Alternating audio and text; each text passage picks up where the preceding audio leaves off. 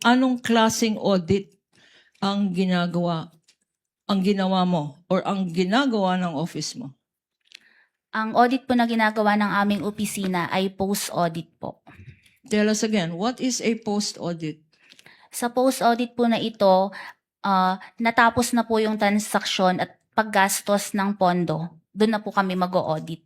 Pag natapos na po ang transaksyon at paggastos ng pondo. Natapos na yung transaction, nagastos na yung pera, ino-audit nyo. Anong ino-audit nyo? Ang ino-audit po namin is yung utilization ng confidential and intelligence fund. Okay. Ngayon, what were these documents that Mr. Wamil left and which you took over with? Bale po, iniwan po niya sa akin ang mga documents ng OBP for the periods December 21 to 31, 2022. Kasama na rin po ang first to third quarters ng 2023. And for the DepEd po, iniwan din po niya sa akin ang mga documents for the first, second, and third quarters of 2023.